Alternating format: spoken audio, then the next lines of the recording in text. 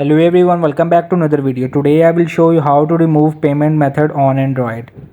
So what you will have to gonna do, you will just simply open the Play Store on this Android device. So when it's open, you will have to go to the top right profile.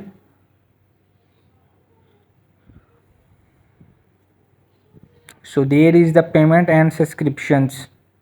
You have to click it.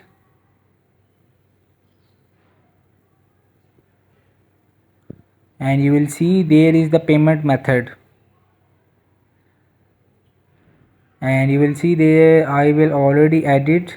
You have to click to the more payment and setting and choose the Google Chrome, so it will be open in the browser. So you will have to click to the top left three horizontal lines and you have to click to the payment and methods, and here you can see the Visa. I will add my card, so you have to simply just remove button.